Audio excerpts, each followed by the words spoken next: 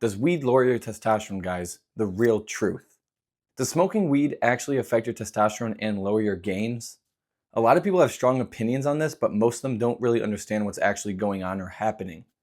So let's go ahead and break it down to simplistic terms, what it does, what it doesn't do, why it matters, and why it affects or how does it affect your testosterone and your lifting.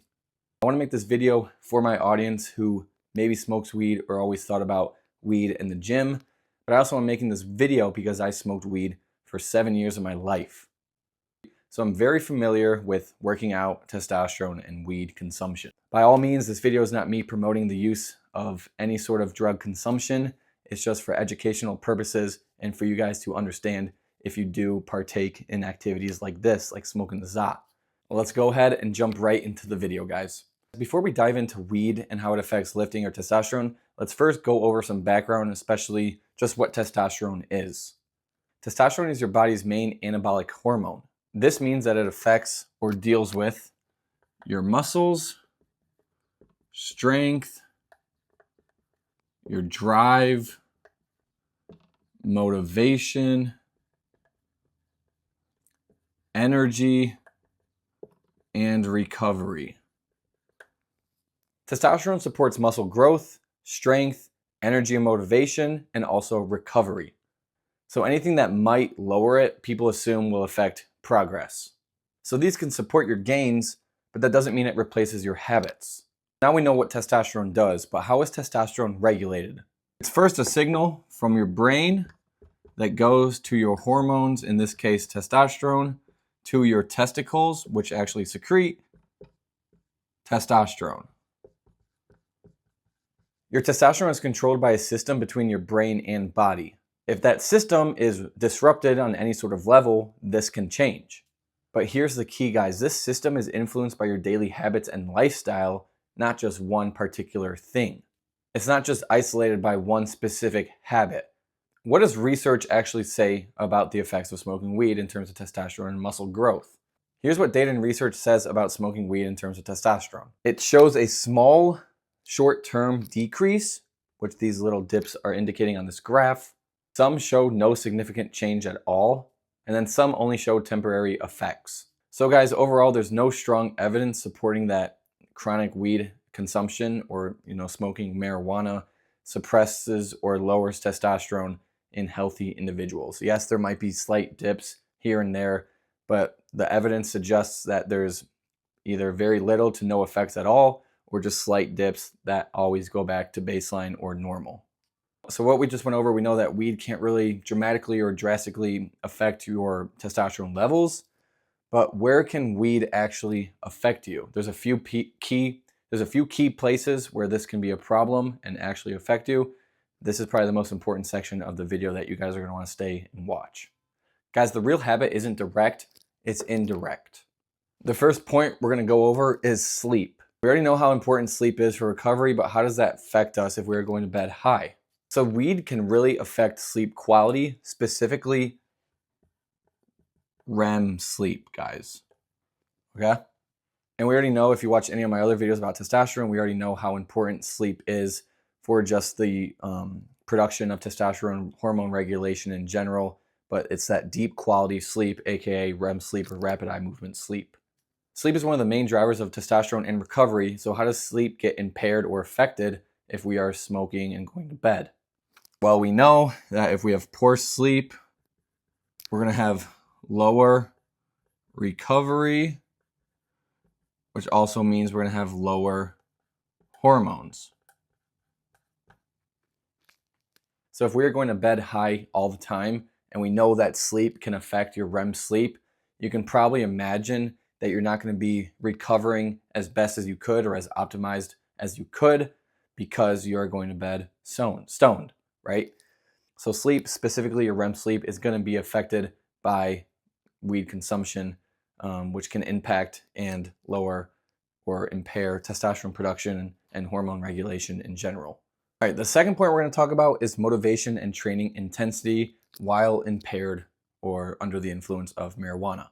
Now, this differs person to person because a lot of people, aka myself, when I would smoke weed, I loved doing it before the gym for the most part because I felt like I had a better mind-muscle connection and I felt like I could actually focus on my workout a little better, right? But this differs to person to person, like I said, because if it makes you not focused, if it makes you tired or lazy, you're probably not going to have the best workout compared to someone who's focused, right? Now, if weed lowers your drive to train hard, push your reps and sets, or stay consistent within the gym, that's where your gains are actually going to suffer. But like I said, it's going to differ person to person, because I've had plenty of workouts where I feel amazing when I smoke, and then I've had other workouts where, you know, the weight feels way heavier, or I'm too under the influence to where that I can't focus and I'm like thinking everyone's looking at me, right? And you just want to go home kind of thing. So I try to stay away. Well, I do stay away from smoking before the gym. I don't smoke really anymore, maybe once a month, if that.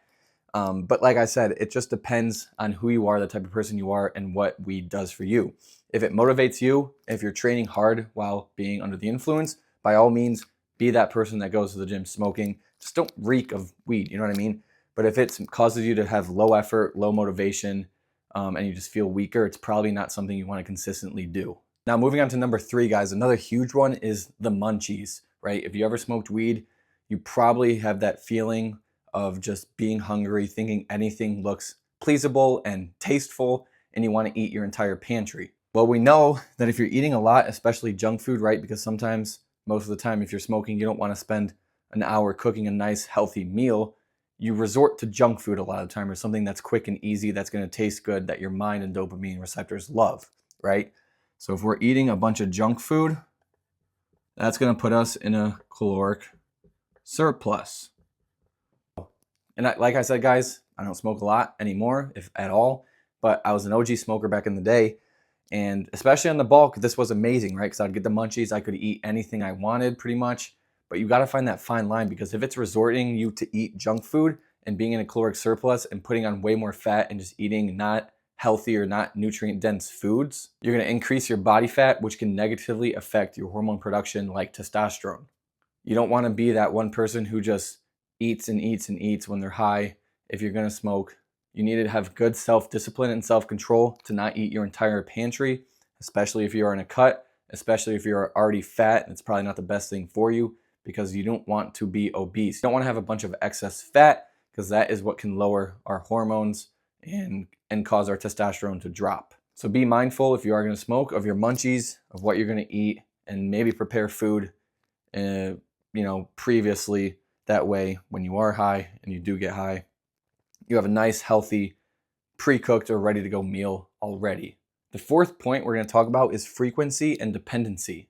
There's a huge difference between occasional usage of marijuana or consumption of marijuana compared to a daily chronic dependency. If you have a higher frequency, meaning you're smoking weed way more often or way more frequently, you're more likely to actually impact your habits, probably in a negative way. I'll always be that person that says it's okay to do things on occasion, like weed, because this is completely different from alcohol. But if you're dependent on weed, you should probably look to either slow down or just being aware of your self-consumption, because you don't want something like this to completely take over your life, your habits. And you don't want to ever be that person where you're dependent on weed for your meals, to go hit the gym, to do any sort of work. You should be able to be hungry sober. You should be able to go to the gym sober. So just keep that in mind. Take that with a grain of salt as well. All right, guys, part 5 is impact on gains. How does weed impact your gains? It's going to be as simple as this, guys. Good versus bad habits. Weed itself is not directly killing your gains. It's the poor choices and poor habits you make when you smoke weed. So for example, if your weed consumption or you smoking leads to you having,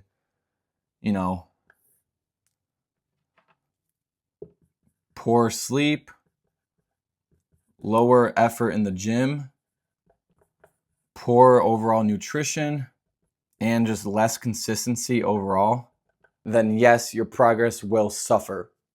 And like I always say, guys, it's about your habits, not just one variable.